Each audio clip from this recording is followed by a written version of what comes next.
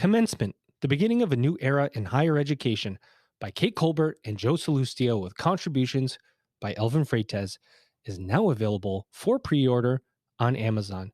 Get your Kindle edition or your softbound book. It's going to be amazing.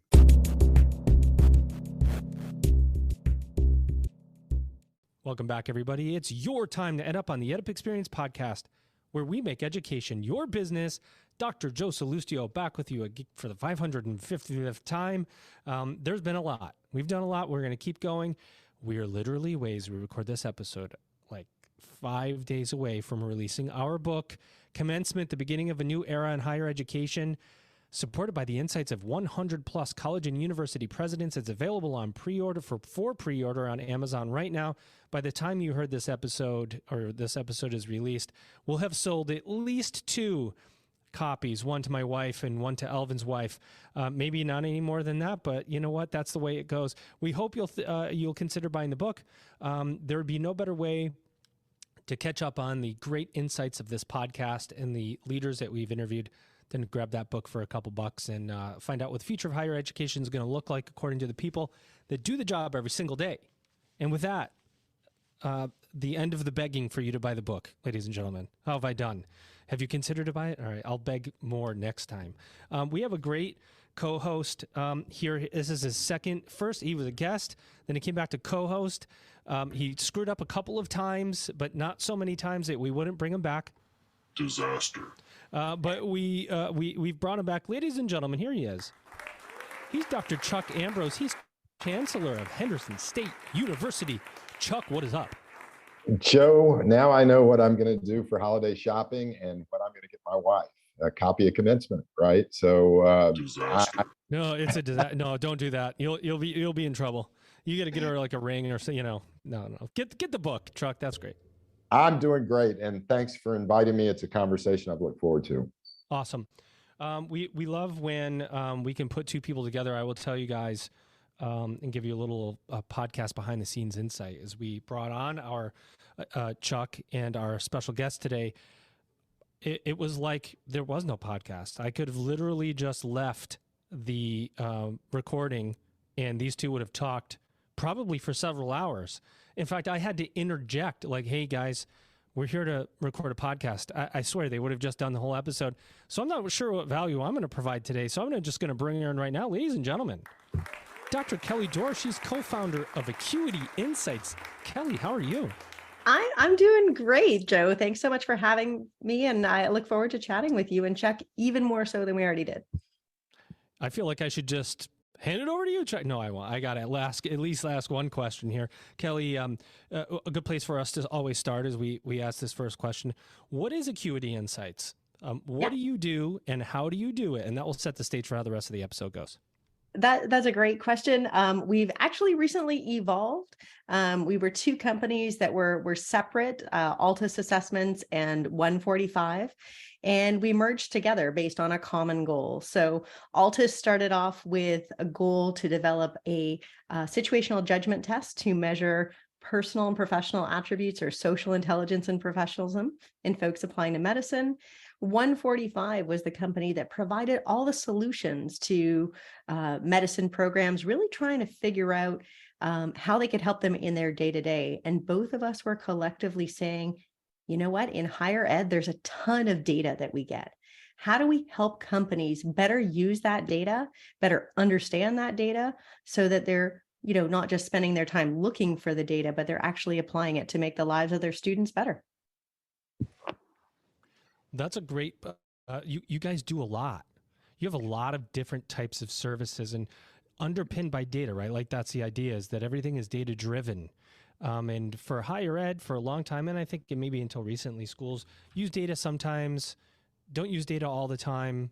But as we look to the future of what higher education is and looks like, I think data has never been more important, especially as the consumer, the student is learning in different ways and wanting things in different amounts and at different times. And so it's really hard sometimes to pin down what the preferences are of students and such. So talk about the data and how it infuses the product offerings that you have. Yeah, absolutely. So I think I'll maybe start with a reverse of what I just explained. So why we wanted to bring together the data is in higher ed, and I'll say we started in the sandbox of medical education. So how we train and assess competency in people who want to be physicians. There's a ton of data there, but oftentimes each individual division or program was in a little silo. So they each had their own data, and we tend to be very protective of the data that we have, depending on our particular role in the university. And what that means, though, is that we have a very limited ability to help learners understand how they can improve or maybe intervene early if we don't have the bigger picture. We also don't know how our program's performing or could be performing even better if we had more context about what folks were doing or what folks were coming. My biggest example is the disconnect that happens between when people apply to the program and when they start. For some reason, there seems to be this giant wall that's created between those two pieces of data. And I'm a fundamental believer that your admissions data is actually your first piece of in-program data. It can help shape and support how we bring the learners in and how we support them in that transition to education. I agree. And as an enrollment person at heart, marketing and enrollment person at heart, I think we do a less than stellar job across the industry of using those incoming preferences to inform the rest of the student journey. And I think it does depend on the type of learner, right? If you look at an 18-year-old coming out of high school and they say, I want to be an electrical engineer at 18, you wonder if they even know what that means sometimes. And they end up becoming a speech communications major. I am a speech communications major, and no, I did not look at electrical engineering. But and then there's the adult student who's going to make a career change and might know more about what they want to do and how they want. And you can't do those things the same. You can't offer things the same. But the incoming journey, the incoming path tells you a lot about the journey, I think. And is that an area that do you think schools fully understand how that can inform the rest of the processes? No. Okay, I knew you might say that. How might you elaborate, Kelly? No, not at all. I think we tend to be maybe a little bit, apprehensive about what it would mean to open that box of information and what it would mean then we would have to do and what we would have to kind of really do to think through the different ways. I'm always struck, I'll say. So I had the opportunity to work both in medical school admissions, but also assessments.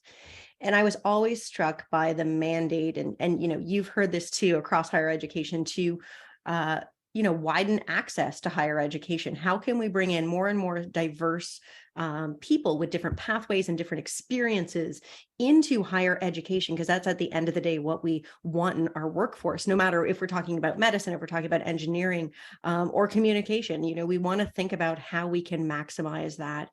And what I'm always struck by is that we brought folks in, maybe we changed the way we did admissions. And then that information was never conveyed over to the in-program. So then we would just get feedback. Well, those folks struggled. It's like, well, yes, if you put them in this solid box that is your program without any consideration about what you might need to do to widen access there, they're going to struggle. And so having that continuity of information, I think would help, at least as a starting point. Speaking of somebody with a lot of continuity and information, my co-host, Chuck Ambrose, over to you. So Kelly, I have, as I mentioned to you, really looked forward to hearing your journey, right? Because in a lot of ways, as you and Joe are talking about the use of data, higher ed's kind of tracked about a decade behind healthcare and understanding, right? In terms of outcome-based, fastest rising costs to families is healthcare, only tracked right behind college, right? So there's so many similarities, and how you're a doctor, right? Something along the way, kind of the light bulb went off and said, either it impacted me in terms of how I was being prepared, but your background up against, what you guys are offering, not just to medical schools, but institutions to have the predictive, interventional, and help to drive better outcomes, right? What in your path kind of made that light bulb go off? Wow, that's a great question. I think in my path, so I've always been one to challenge the way that we did things. For rightly, or I don't know if that earned me friends or enemies along the way. But just even in terms of the way that we looked at admissions as a starting point, like changing fundamentally the data that we use to do that and thinking outside the box, what else could we do? But I also saw so many folks along the way, struggle in different ways. And we were so late to pick them up. So if you think about, the student who's at the head of the class performing exceptionally, and then they had a dip, and maybe, that dip wasn't enough that they failed an exam or something, but for them, it was a significant dip. That's something that easily gets lost. Yeah. In the process. And I think one of the things is, that could be a sign that they need mental health or that there's a personal issue going on. And if we're looking towards, the success and early intervention and early figuring out how do we get targeted information about that learner is so critically important, that can change their pathway, but it also changes the relationship between the learners and the programs. I think it becomes less transactional and more mutual goals of success. So your assessments are different, right? I mean, when you think about the missional kind of holistic, something that K-12's figured out in terms of whole child, social, emotional, how do you translate that not only to college, but then more specifically to professional schools, right? When you assess, what are you able to provide in terms of predictive opportunities to either intervene to elevate likelihood or really encourage? What on the holistic side, what's different? Yeah, I'll maybe start with our Casper test, which is our online situational judgment test. So that's where we first started with Altus. Is we developed that at McMaster University back in 2004, to date myself significantly here. But we really wanted a way that we could look more holistically at folks applying to medical school, to include not just their academic prowess, which we know is so important, but their personal and professional attributes, because we know that things like communication and collaboration and things like that, not only do they make more successful physicians, but they lead to better patient outcomes. And so how do we consider that at the beginning? And so what we wanted to do is create a way that was defensible, but also allowed for that diversity of perspective. And so we took a completely different approach to a situational judgment test, which I can describe. But the goal was to really find ways to bring that information in early so that we were starting to consider a broader group of folks. And what we know about that data, most of our data is in medicine and other healthcare, because that's where we've been the longest in terms of looking at outcomes. But what we've seen is correlations with professionalism outcomes into later training and even residencies. So after people are done medical school, once they start their specialized training, whether that's pediatrics or surgery or OB, what we see is that they're getting higher success in professionalism's ratings, things like that. We also see less professionalism remediations for folks that are going through the programs, which is one of the things that I think is really important. Fundamentally, we know that people put a lot of pressure on themselves to be academically successful when they're applying to these specialized programs, and just even in general. And I think what we want to do is have a bit of a culture shift where it's like, there's more than that. To be successful, it is all of these things together. Epic. Let me jump in, Chuck. I had this conversation yesterday because I know you do more than just medical. In the medical field, you've got like business education and others. And I'm focusing on maybe other than the medical. When you're talking about medical students, I think there's an idea, to your point, that there is some level of high academic achievement from the beginning. But as you move into something like business education, that's more for the masses, so to speak. I literally was having this conversation yesterday. I work at Lindenwood, and we were having philosophical conversations. Where do we sit in the marketplace, and who are we trying to serve? And always somebody says, well, our retention will go up if we just accept only students who are academically prepared with a GPA. And I go, yes, that's one of the biggest jokes in higher ed is if you want to have amazing outcomes, the best ever, and you want to have amazing retention, then just don't accept anybody. Just take a few and the few smartest, and you're gonna. And then there's this big piece about grit and taking calculated risks. And how do you take a student with a lower GPA? How do you take an adult student 10 years later who got a 1.5 GPA in an undergrad, who's now a manager in a business, and go, yeah, your undergrad is going to prevent you from coming here? What does their undergrad degree have anything to do with the last 10 years of business, right? So can you talk about that philosophical argument within higher education? Because I'm sure you've had it. Yeah, absolutely. Absolutely. And it's interesting because, McMaster, where all of this started and where I'm still an adjunct professor, we had this. You didn't have to have any science requirements. You didn't even have to finish your bachelor's. You just had to do 3 years of it in order to apply. And so, that's making a statement fundamentally that you need to do something different. And that meant actually that we had a ton of folks who were older applying because, maybe people who hadn't considered or didn't have the money to go to, higher education. Even we're talking about like getting their bachelor's degree. I have lots of friends and family members who went back to training and education later on in life because that's when it was feasible. And so this is something where I think because grades are easy to measure, we become overly reliant on that. Looking at somebody holistically is hard. Takes more time, it takes more energy, and it takes more understanding of what it is, what mission are you serving? Like, what is the goal of your program? What are you trying to do? Who are you trying to graduate at the end? And not that folks aren't interested in looking at that, but it takes a lot of resources that we don't give higher education programs or medical schools or anybody else really when we think about it. And so this concept of we'll just keep raising our grades, our GPA requirements, is something that is common across the board, but is problematic because then it becomes the single target that people are looking for and the single metric of success, when in fact, there's a beautiful video that is describing, who would you accept to be a Marine?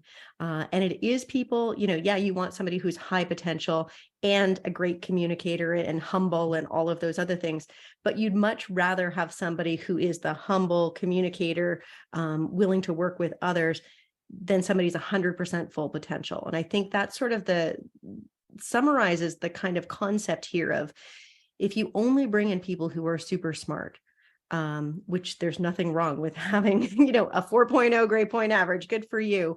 But that is not everybody's pathway.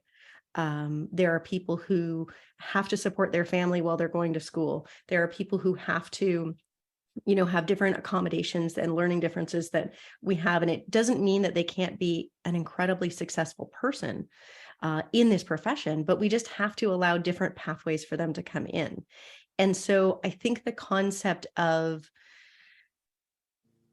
only using grades is going to get us a very specific outcome in that profession, which is going to mean we're going to have people who are solely focused on their own academic abilities potentially, and miss some of the greater breadth that we need in these professions. We don't only need a cookie cutter type of person to come out of a profession. And so how do we create a broader intake?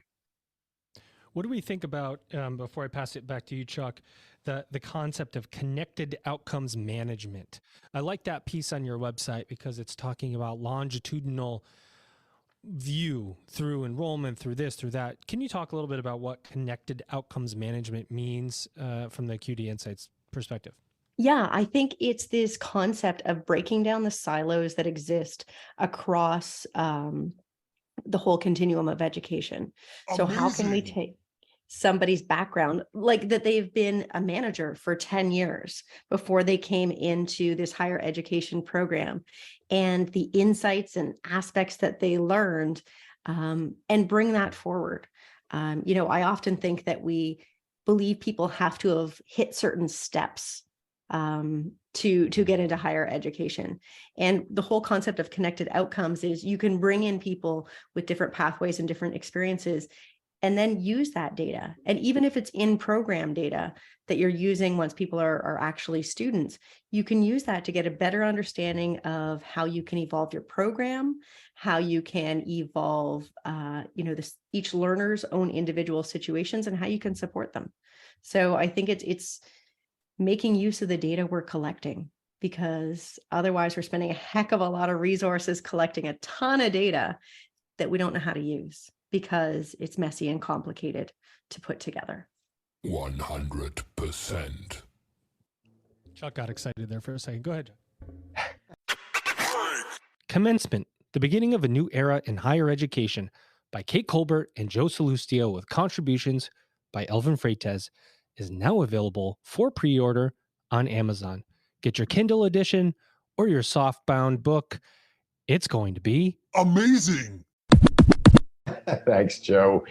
Kelly, you just said something that's really kind of been forward-facing this last week or so about, this kind of public confidence, the public good of higher ed. I don't know if you saw the number of employers who really don't trust grades, right, as outcome statements of competency, skill.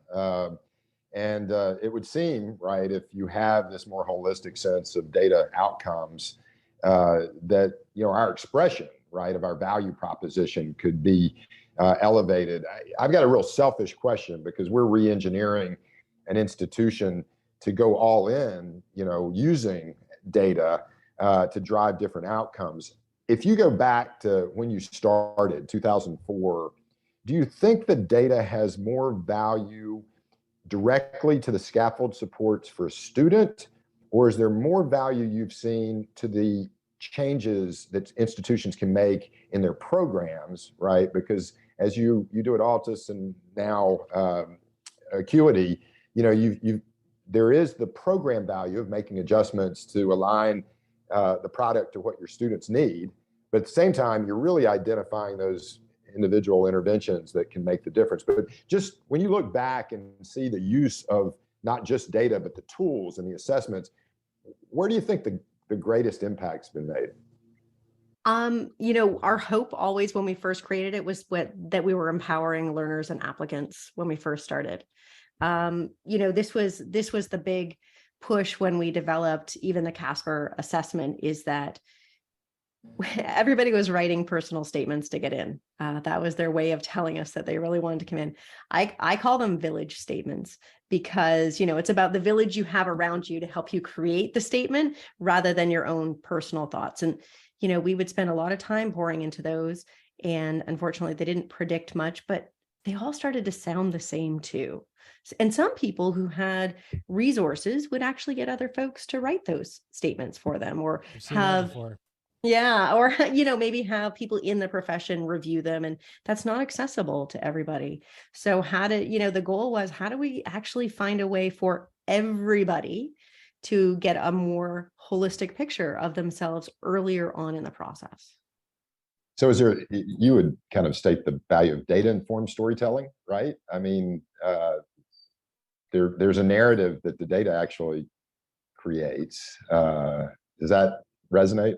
Absolutely. Absolutely. I think it's, what is somebody's trajectory? And it allows us to really change things from just a point in time assessment to being like our full judgment on somebody, whether that's their SAT score or something else, to actually looking at their trajectory. Because I'll be honest, somebody who's had an incredible, maybe struggled at the very beginning and then had exponential growth in an area, that's the person I want to talk to.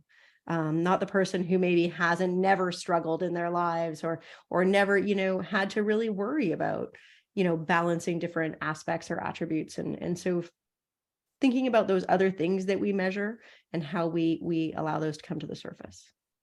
Joe, if you don't mind, I was so impressed with the commitment to equitable review because of implicit bias that kind of enters into a lot of the processes. There's also been, research now expanding about kind of the implicit bias within AI and some of the tools that we're using. Kelly, tell us where that's headed, right? Because you want to use data to remove bias, but sometimes the tools we use may also assert, right?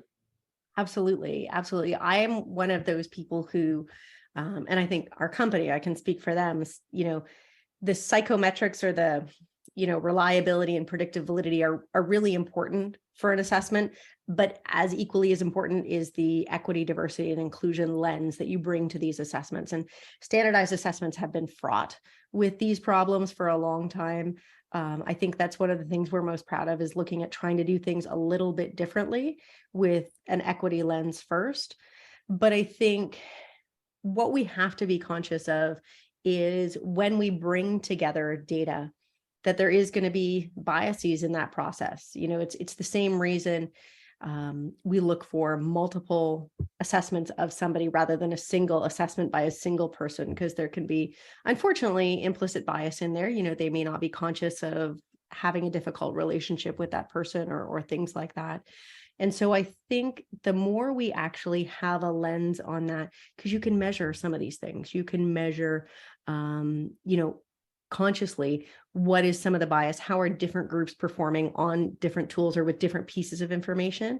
And I think having a system that allows you to look at it with that lens can be really eye-opening. A data point that we used to maybe always rely on, maybe one of the most problematic, and what does that mean to us, and how does that change the way we might use that data point or need to add in other data points. I think it's something that's overwhelming maybe to a lot of people, but I think that's why creating a reporting system and an analytics software that does the heavy lifting for programs allows them to just reflect on it rather than having to pull it all together and figure out how to calculate it. Very helpful. Very helpful. It looks like you have a open API or some kind of integration mapping, right? Because I think a big part of higher ed, and we know this, if you work in a higher ed institution today, I find it unlikely that you track all the different bits of a student's journey. And you think about how many of my enrollments drop and how many graduate over this period of time, and can I get it in a quarter, or how many are going on a leave of absence as a percentage of the number who are dropping in a given term. I mean, there's just so many ways you can slice and dice the data, and it's all in different systems a lot of times. So we have this conversation a lot. You've got a CRM, you've got an SIS, you might have some kind of software for fundraising. You've got your learning management system, and there's data happening all around you, and nobody knows what to do with any of it. And most of the time, what I have seen is it's siloed within particular departments within higher ed. So I found that when I first came here to Lindenwood, and I hope I don't get fired for saying any of this. I will tell you that it is an amazing place, Lindenwood. But when I first got here, I said, what's it costing us to do this? Or how do I get this information? And someone would say, well, we've never had that information here before. And I go, well, how could you make this decision without this information? That is a very common practice. How do you solve for that? So that's a great question. It's a big question. So I knew you could tackle it though.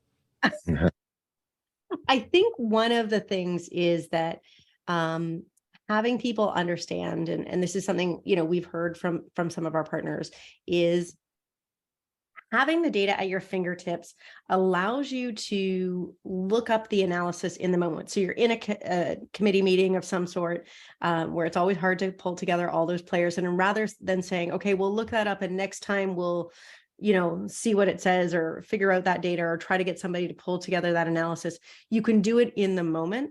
Allows you to not lose the thread of that conversation as well. And being able to run different analyses or for programs, with people with different roles, they're going to all want different questions, but to be able to have, alerts or things like that of things that they should be looking at or reminders to run certain reports. Again, it's just that reminder. It is a relearning process to build that data back into your decision making. And that's why, with the alerts and things like that, it sort of prompts some of those things so it can be a little bit more hands off and more routine, so that you are making decisions with the data, or you're identifying where you don't have data to make the decision. Because I think that's sometimes the other thing is we don't realize that we might be missing data along the way. I love what you said about routine, right? So I think this is a huge takeaway from this episode is about routine. I say to my team here, I say layup drills. Like before, and I've used this on the podcast before, but before you get on the basketball court, think about your favorite basketball team. Before the team starts the game, they're running layup drills. They shoot some 3-pointers, they run some layups, they're getting their legs warm. They do that before they go and play. They warm up. A big part of data is running your warm-ups every day because the game is going to present itself. And if you haven't run those warm-ups all the time, every day to look at the metrics to help you run the business, then how are you going to run the business when the time comes to make a critical decision? It's that routine that I think we're just starting to get used to as an industry. And some have paved the way. I mean, I think, for-profit universities and colleges in the early 2000s did a lot of that from the business perspective, like it or not, they did. And you come forward now, and there are some big universities that, like Southern New Hampshire and Western Governors, that put millions of dollars into data. And then there's smaller private institutions or public that are getting on the data train and running the routines. And I think it's about routine that makes a difference. What do you think, Kelly? That's my personal opinion. That was kind of a leading question, but yeah. I do, but I would say it's for programs. But imagine if it was also for learners too. Imagine, if we sort of started teaching them the routine, because we want them to be self-directed as much as possible. We want them to understand, but we throw so much information at them and so many assessments and so many different things that, it's like, how do we, and sometimes there's advisors that they have, et cetera, but how do they actually wade through all of that information? And part of it is the routine of looking at it. So the more programs do this, and I often say, we're bringing people into our institutions who tend to be incredibly passionate about our mission. They're there because they firmly believe in everything that we're doing as a program and what we're bringing to the community and to the profession. Yeah. And if we can't get them, the chance to think and reflect about how we can improve what we're doing, we're doing a big disservice if they're spending their time trying to collate and track down spreadsheets to, find information or not even know information is there. Wouldn't we much rather want them putting their passion behind improving things? When you said collate spreadsheets, somebody just their back started sweating hearing. Somebody went, ugh, spreadsheets. Go ahead, Chuck. Right? I know that from our institution too. It's like, Where is that information? Is it in a box that we have to enter into an Excel spreadsheet? Well, and Kelly, I just, I think the energy that some of those comments that you just made, if we do invert the paradigm, right, to be learner centric, what data do you think can a learner best use to be successful, right? So if I'm jumping in the pipe and want to have agency of my own journey, and I came out of a foundation, KnowledgeWorks, that started that in the early grades, right? So when you see early grades having that agency, education is going to change. So if I were asking you, equip me with the things I need to know, what's your history telling you are the things that would make me most successful? If I'm fully honest, it's the ability to look at data to create that growth mindset to, if I just think very, very broadly, that's what I want learners to equip themselves. So if I think about specific pieces of information, it's how they're doing relative to their own pattern. Like, are they genuinely on an uptick? Or not? Yeah, I think we put a lot on competition. So, students are innately competitive. They want to know how they're doing relative to everybody else, but they sometimes miss their own trajectory and their own track record. And I think that's the thing that helps us create that growth mindset in them, more so than just pure competition with their peers. And so, and I have young kids, so growth mindset is like on my mind all the time. But I think, we need it in higher education just as much. I spoke to a group of faculty and told them that they needed growth mindset as they prepared to launch things with their learners. And, data is what helps us do that. Data is what helps us challenge maybe some of our own thinking about how we're doing, or what our own pathway is. Yeah. I'm an end user, right? So I wonder a little bit when Joe asked the question about data equity, right? Because these tools are not they're not cheap, right? I mean, to really go all in and be able to correlate all those sources into usable form.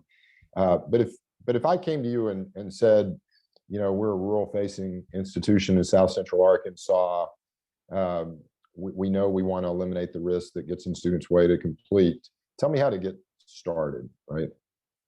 Yeah, I think that's great. So first of all, I would say, I would start with your your recruitment and selection process. Obviously, that's my big mandate. Like where I start thinking always is start at the beginning, bringing in folks who are going to be successful. So one of the tools that I am super proud of creating is this thing called Duet. It's this really cool tool. The concept is to think of the word, are they a fit for our institution, as a 4-letter word? Is fit a 4-letter word? Because fit means a lot of bias. And really to instead look at the values and priorities of that applicant to the values and priorities of your institution, with the analogy being some people, this is actually a compliment. Some people are weeds.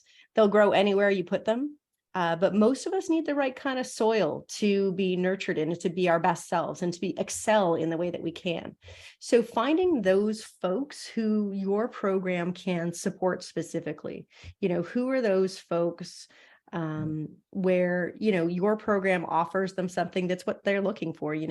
I use the analogy of a school I was working with is, a small rural school, and they particularly didn't have a strong research side to them. Somebody wanted to come in and do a ton of research, and they said, this is an amazing student who another program is going to be able to support a lot more. But if you want to serve an underserved community, or if you want to work with a specific population, or you want to work with some of the cool people that we have in a smaller classroom environment, or, have more of that one-on-one, you want to come to our program. And those people who just want to go to a didactic lecture and leave, they're not for our program.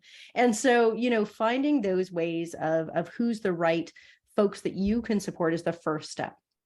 The next step is sort of finding ways to nurture them along the way. And I'm a big proponent. Something we started doing is developing a lot of formative assessments for the programs, because programs don't have always the resources to, we can measure knowledge really well, as we've talked about that. Well, we know how to put a grade on somebody's knowledge, but the other attributes that are going to help them be successful when they graduate, how do we nurture those in our program as well? So those are some of the things I think of. Very helpful. Well, we like to, Kelly, kind of wind down our episodes with the same 2 questions we ask of every guest. Number 1, what did we not say about Acuity Insights that you would like to say? So I know you said you've had 2 companies merge and you've rebranded. Is there anything coming up? Research reports, speaking engagements you have going on? I'm leading you to anything that you may not be thinking of, events, anything you want to say about Acuity Insights to our audience. And then number 2, what do you see as the future of higher education? You can take those in whatever order you want. Ooh, let me start with the future of higher education. I think bold move. I know. I'm like, let me tackle the big one first. Let me get everybody ready for your answer. Attention. Okay, go ahead. In higher education, I think we're going to have to, especially after, everybody struggled with COVID, with the changing budgets, with the changing everything, we're going to have to really rethink the way we're supporting learners, because folks coming into our programs now are going to look a lot different than maybe they did before. And one of the biggest challenges to us is to be rethinking and nimble and, doing that quality improvement in the moment course correction or changes that we might have to do.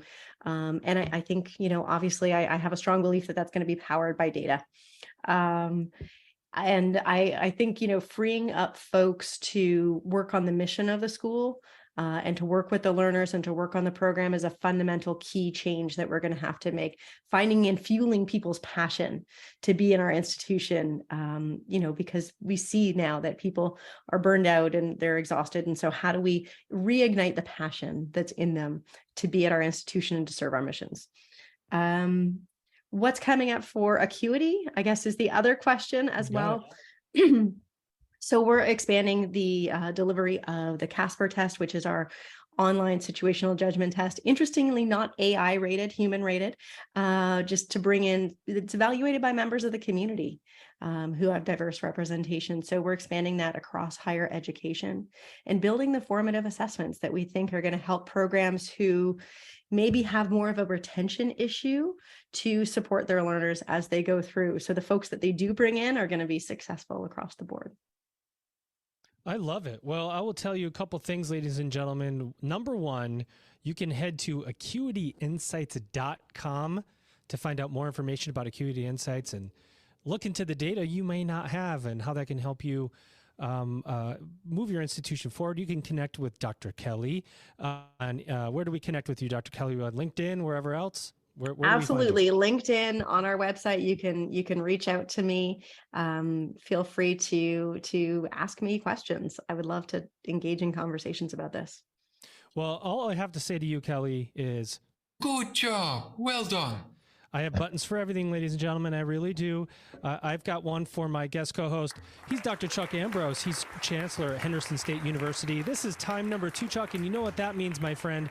That means you need to send me your address so I can send you an EdUp co-host mug. Can you believe it? Oh, now I'm excited. But thank you, Joe, and Kelly especially. We'll stay connected. Ladies and gentlemen, here's your guest. She's Dr. Kelly Dore. She's co-founder of Acuity Insights, and she was, well, basically amazing. Kelly, how was your EdUp experience today here on the podcast? It was absolutely incredible. So Chuck and Joe, thank you so much. Ladies and gentlemen, you've just EdUp'd. Commencement, the beginning of a new era in higher education, by Kate Colbert and Joe Salustio, with contributions by Elvin Freites, is now available for pre-order on Amazon. Get your Kindle edition or your softbound book. It's going to be Amazing.